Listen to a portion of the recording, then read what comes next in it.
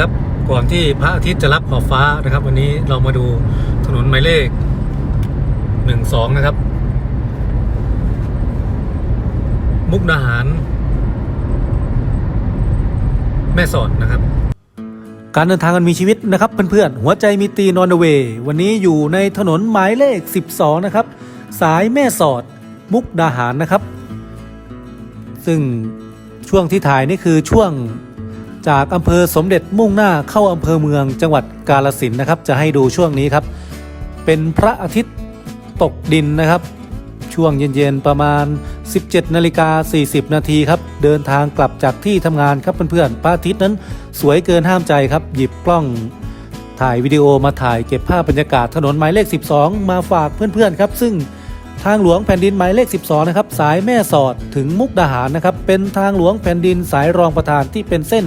ทางคมนาคมสำคัญที่เชื่อมระหว่างภาคเหนือและภาคตะวันออกเฉียงเหนือของประเทศไทยครับสายทางเริ่มต้นที่สะพานมิตรภาพไทยพม่าอำเภอแม่สอดจังหวัดตากและสิ้นสุดที่อำเภอเมืองจังหวัดมุกดาหารมีระยะทางตลอดเส้นทางรวม793กิโลเมตรครับอีกทั้งรัฐบาลยังวางแผนให้เป็นหนึ่งในสายถนนเศรษฐกิจตะวันออกตะวันตกที่เชื่อมระหว่างเมาะลำเลิงประเทศพม่าและดานังประเทศเวียดนามนอกจากนี้เส้นทางหลวงแผ่นดินสายนี้ยังถือเป็นเส้นทางหลวงสายเอเชียได้แก่ทางหลวงสายเอเชียสาย1และทางหลวงสายเอเชียสาย16อีกด้วยนะครับทางหลวงหมายเลข12ก็เป็นทางหลวงที่เชื่อม AEC เข้าหากันนะครับโดยเริ่มต้นกิโลศูนย์ที่อำเภอแม่สอด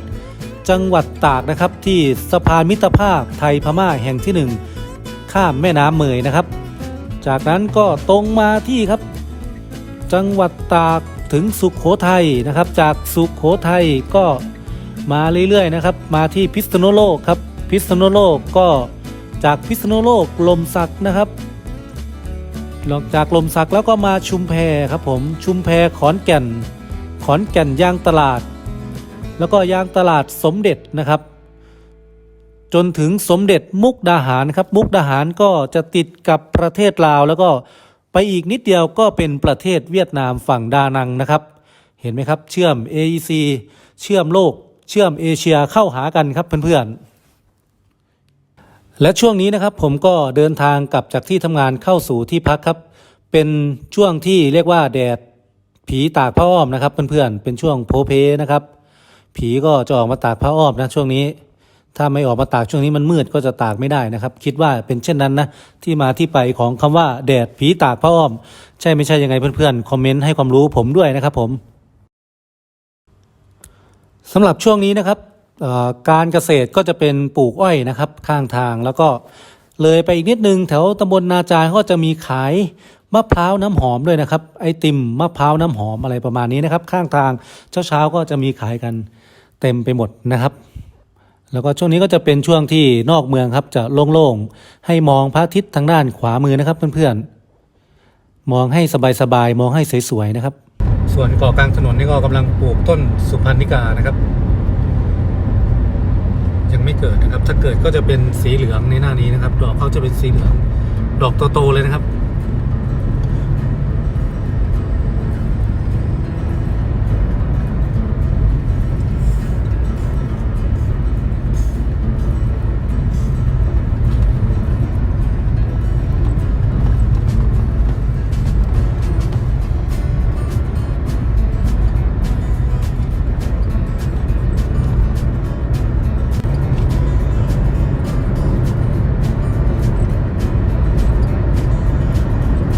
ช่วงนี้ก็จะมีมะพร้าวน้ำหอมขายนะครับสำหรับถนนช่วงนี้ของก่อนเข้ากาฬสินธุ์นะครับ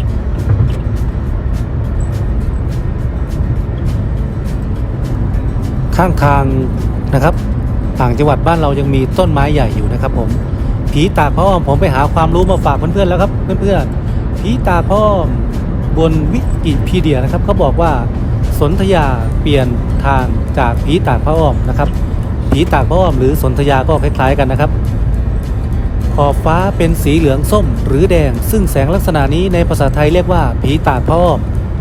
ในคลิปนี้นะครับมีหมดนะครับทั้งสีเหลืองสีแดงแล้วก็สีส้มครับเข้ากับคำจำกัดความของคำว่าผีตากผ้าอ้อมอย่างชัดเจนครับนี่แหละฮะ ถ้าเพื่อนๆคนไหนยังไม่เคยเห็นแสงแดดผีตาพระอ้อมในคลิปนี้เลยครับ ชัดเจนครับผม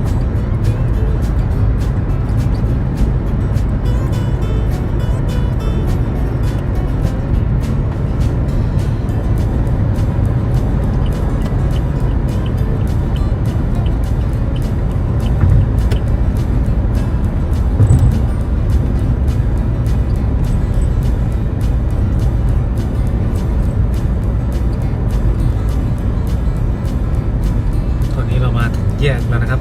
แยกที่เลี้ยวซ้ายจะเป็นเส้น12 101 ขอนแก่นถ้าตรงไปก็จะเข้าเมืองกาฬสินธุ์นะครับเราจะเลี้ยวซ้ายไปครับเนื่องจากที่พักเรานั้นอยู่ในเส้น12นะครับพระอาทิตย์ก็จะหนีห่างจากเราไปนะครับเนี่ยปุ๊บโอ้นะครับ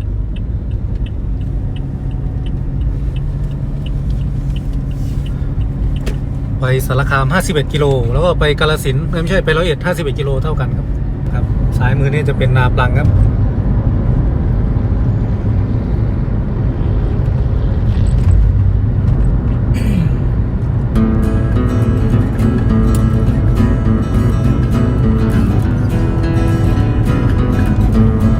ข้างหน้าจะมีต้นสุพรรณิกาให้ดูด้วยนะครับเหลืองต้นยังไม่โตเท่าไหร่ครับเอาแล้วครับพระอาทิตย์มาอีกแล้วครับพระอาทิตย์มาอีกแล้ว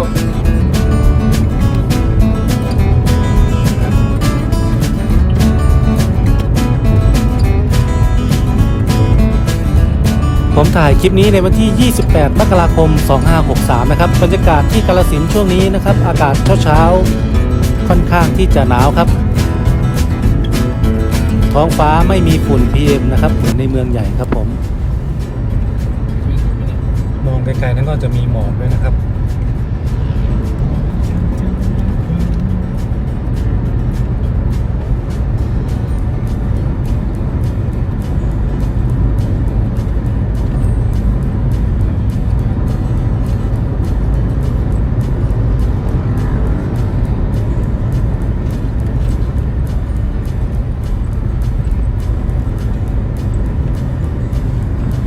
สำหรับคลิปนี้นะครับเราก็จะได้เห็นถนนหมายเลข12เป็นหลักองค์ประกอบรองก็คือพระอาทิตย์นะครับองค์ประกอบรองลงมาอีกก็คือท้องนาภาคอีสานในหน้าแล้งนะครับก็จะมีตอฟางครับ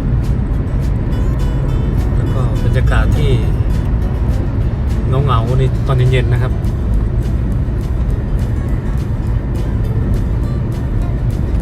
มีเท่านี้แหละครับแล้วก็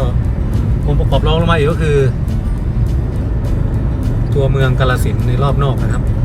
เส้นรอบเมือง12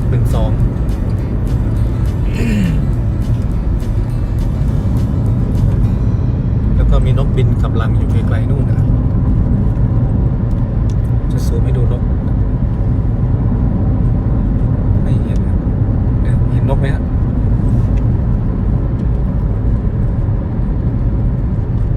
แล้วก็ถึงโรงแรมที่พักเป็นอันว่าจบคลิปกันไหมครับผมจบคลิปนี้โดยสวัสดิภาพขอบคุณทุกท่านที่เผลอเข้ามารับชมนี่ไรหรือว่าคลิปพิเศษก็สำหรับวันนี้ขอกล่าวคำว่าสวัสดีครับวันนี้พระอาทิตย์สวยมากนะครับจะถ่ายภาพนิ่งสักนิดหนึ่งขอบคุณเพื่อนๆทุกคนนะครับที่เข้ามาดูคลิปครับแล้วก็ขอให้เพื่อนๆนั้นที่ใช้รถใช้ถนนนะครับเดินทางด้วยความปลอดภัยครับประสบพบแต่โชคดีในระหว่างเส้นทางที่เดินทางไปนะครับขอบคุณมากครับเพื่อนๆสวัสดีครับ